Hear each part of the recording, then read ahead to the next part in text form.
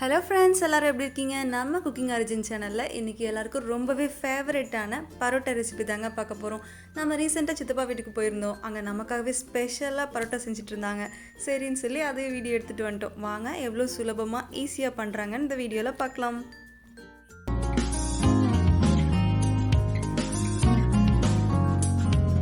First நம்ம பரோட்டாக்கு மாவு பிசைஞ்சிடலாங்க. அதுக்கு 2 முட்டையை இப்படி உடச்சி ஊற்றிக்கோங்க.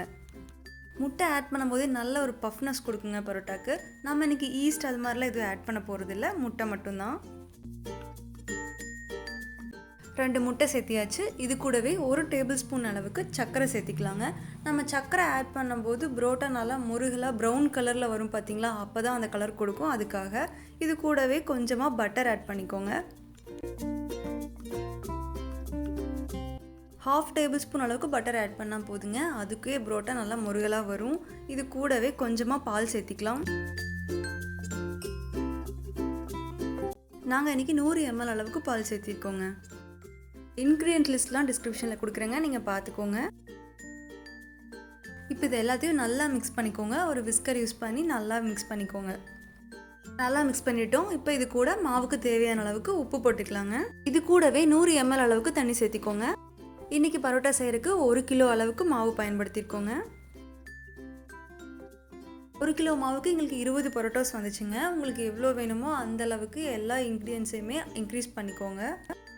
இவ்வளோ மாவுக்கு நம்ம மிக்ஸ் பண்ணி வச்சுருக்கிறது தண்ணி பத்தலைனா கூட மறுபடியும் ஆட் பண்ணிக்கலாம். கொஞ்சம் கொஞ்சமாக ஆட் பண்ணிக்கோங்க. எப்போவுமே நம்ம மிக்ஸ் பண்ணி வச்சதை இப்போ மாவு கூட ஊற்றி நல்லா பிசைஞ்சிக்கலாங்க. நம்ம இதில் எக்லாம் பீட் பண்ணி சேர்த்திருக்கோம். ஆனால் கொஞ்சம் கூட எக்கோட ஸ்மெல்லே வராதுங்க. சூப்பராக தான் இருந்துச்சு. நீங்களும் ட்ரை பண்ணி பாருங்கள். நீங்கள் நைட்டு பரோட்டா செய்கிறீங்க அப்படின்னா மத்தியானமே நல்லா மாவு பிசைச்சு வச்சுருங்க. எந்த அளவுக்கு மாவு ஊறுதோ அந்த அளவுக்கு பரோட்டா சாஃப்டாக கிடைக்குங்க.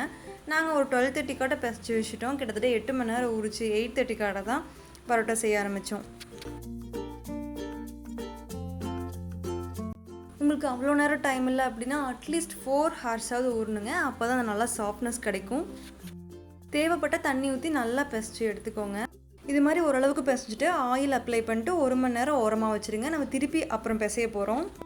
இப்போ பிசைஞ்சிங்கன்னா நல்லா சாஃப்டாக வரும். உங்களுக்கே பார்க்கும்போது தெரியுது பார்த்தீங்களா. நல்லா பிசைஞ்ச அப்புறம் உருண்டை பிடிச்சி வச்சிடலாங்க. எல்லாத்தையும் மீடியம் சைஸில் உருண்டை பிடிச்சி எடுத்து வச்சாச்சு. உங்களுக்கு கடையில் கிடைக்கிற மாதிரி பெரிய பரோட்டாவாக வேணும்னா பெரிய சைஸ் உருண்டையாக பிடிச்சி எடுத்து வச்சுக்கோங்க. எல்லா மாவையும் நம்ம ஈக்குவலாக உருண்டை பிடிச்சி எடுத்து வச்சிட்டோங்க. சில பேர் மாவை அப்படியே முழுசாக வச்சுட்டு செய்கிறக்கு 1 மணி நேரத்துக்கு முன்னாடி தான் உருண்டை பிடிப்பாங்க. அது ஒரு மெத்தட். நம்ம இப்படி பண்ணால் இன்னும் நமக்கு சாஃப்டாக வரும். வேலையும் சீக்கிரம் முடிஞ்ச மாதிரி இருக்கும் செய்கிறப்ப. இப்போ எல்லா உருண்டையும் எடுத்து நல்லா ஸ்மூத்தாக உருட்டி எடுத்துக்கோங்க. இப்போ இந்த உருண்டைகள் மேலே ஆயில் அப்ளை பண்ணி ஆயிலையே ஊற வைக்க போகிறேங்க. நான் கடலெண்ணெய் தான் பயன்படுத்தியிருக்கேன். நீங்கள் எந்த ஆயில் வேணாலும் யூஸ் பண்ணிக்கலாம்.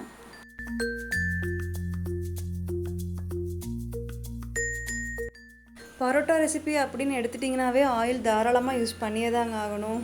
அப்போ தான் அந்த சாஃப்ட்னஸ் கிடைக்கும். நம்ம பிடிச்சி வச்சுருக்க உருண்டையெல்லாம் ஸ்மூத்தான சர்ஃபேஸாக இருக்கிற மாதிரி பார்த்துக்கோங்க. இது மாதிரி பண்ணி வச்சுக்கோங்க. இவ்வளோ ஆயிலா அப்படின்னு பயந்துடாதீங்க. நம்ம மாவு நல்லா எண்ணெயில் ஊறினதுக்கப்புறம் அதிலேருந்து வெளியே எடுத்துருவோம். மாவு நல்லா எண்ணெயில் 7 மணி நேரம் வரைக்கும் ஊறட்டுங்க. அதுக்கப்புறம் எப்படி இருக்குன்னு பார்க்கலாம். மாவு எண்ணெயில் நல்லா ஊறிடுச்சுங்க. அடுத்து இந்த ப்ராசஸ் தான் செய்ய போகிறோம். அதை எப்படி பண்ணுறதுன்னு வாங்க பார்க்கலாம். ஒரு உருண்டை எடுத்துகிட்டு இது மாதிரி கையில் நல்லா ப்ரெஸ் பண்ணி விட்டுக்கோங்க.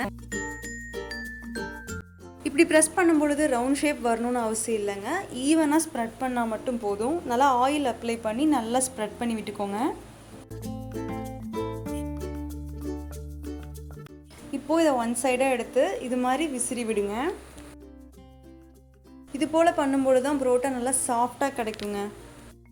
உங்களுக்கு இது மாதிரி விசிற வரலன்னா இப்படி மாவை ஸ்ப்ரெட் பண்ணதுக்கப்புறம் நைஃப் யூஸ் பண்ணி கட் பண்ணலாங்க. ஆனால் அதை விட இதுதான் நல்லா சாஃப்டாக கிடைக்கும் பரோட்டா. இது போல் விசிற விசிற மாவு நல்லா சாஃப்டாகி தோல் மாதிரி வருது பார்த்தீங்களா, இந்த மாதிரி வரணும். இதை செய்யும்போது ரொம்ப பொறுமையாக செய்யுங்க. இல்லைனா இங்கே பார்த்தீங்களா அங்கங்கே ஓட்ட மாதிரி விழுந்துடும். பொறுமையாக செய்யுங்க. எல்லாத்தையும் முடிச்சுட்டு இப்படி கேதர் பண்ணி எடுத்துக்கோங்க. இதை நம்ம இப்போ ரோல் பண்ண போகிறோம். இது மாதிரி ரோல் பண்ணி எடுத்து வச்சுருங்க. எல்லா மாவையும் நம்ம இதே மாதிரி ரோல் பண்ணி எடுத்துக்கலாம்.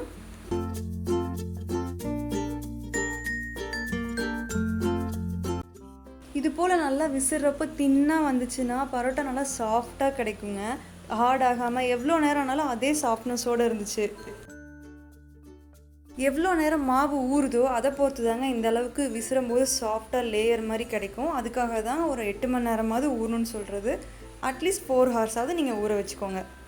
இப்போ நம்ம ரோல் பண்ணி வச்சுருக்கோம்ல, அதை இது மாதிரி கையிலேயே ப்ரெஸ் பண்ணி விட்டுக்கோங்க. நம்ம எல்லாத்தையும் ப்ரெஸ் பண்ணி எடுத்து வச்சாச்சு. இப்போ சூடான தோசைக்கல்லில் போட்டு எடுக்க வேண்டியது தான். தோசைக்கல்லில் போட்ட உடனே அது வெந்து வரும்போது அந்த பரோட்டா ஸ்மெல் இருக்கே சூப்பராக இருந்துச்சுங்க. கட்டாயமாக நீங்கள் வீட்டில் இது மாதிரி ட்ரை பண்ணி பாருங்கள். நல்லா 2 சைடும் வேக வச்சு எடுத்துக்கோங்க. நம்ம சுகர் போட்டங்கிறது நல்லா முருகலாக அந்த ப்ரௌனிஷ் கலர் வருது. இது மாதிரி சுட சுட எடுத்து ஒரு பிளேட்டில் வச்சுருங்க. இதுக்கப்புறம் தான் முக்கியமான ஒரு வேலை இருக்குது. நாம் எடுத்து வச்சுருக்க பரோட்டாவை இது மாதிரி அடுக்கிக்கோங்க. இப்போ இதை நல்லா தட்டணுங்க. தட்டும்போது தான் அந்த லேயர் நமக்கு கிடைக்கும். இதோ இது மாதிரி தான் தட்டணும் பாருங்கள். பரோட்டா சுட சுட இருக்கும்போதே மேலே கீழே சைடில் எல்லாம் இப்படி தட்டி எடுத்து வச்சிட்டிங்கன்னா லேயர் லேயராக சாஃப்டான பரோட்டா ரெடிங்க. ஹோட்டலில் சாப்பிட்ற அதே டேஸ்ட் இருந்துச்சுங்க இந்த பரோட்டா. நீங்களும் ட்ரை பண்ணி பாருங்கள். சுட சுட இருக்க இந்த பரோட்டாவோட சிக்கன் வறுவலும் சிக்கன் குழம்பும் ஊற்றி சாப்பிட்டா அட்டகாசமாக இருக்குங்க. உங்களுக்கு பார்க்கும்போதே தெரியும் எவ்வளோ சாஃப்டாக லேயர் லேயராக வந்திருக்குன்னு. 8 மணி நேரம் மாவு ஊறினதுனால நல்லா ஸ்மூத்தாக வந்திருக்குங்க. கையில் நம்ம பிக்கும்போது ரொம்ப ஈஸியாகவே வந்துச்சு. இது போல் வீட்லேயே செஞ்சு பழகிட்டீங்கன்னா நீங்கள் கடைகளில் வாங்கவே மாட்டீங்க. வீட்லேயே தான் செய்வீங்க கண்டிப்பாக. இந்த ரெசிபியை வீட்டில் ட்ரை பண்ணிவிட்டு எப்படி இருந்துச்சுன்னு கமெண்ட்டில் சொல்லுங்கள். அடுத்த ஒரு நல்ல வீடியோட உங்களை சந்திக்கிறேன். Until then, bye from Indu Gautam. Happy cooking!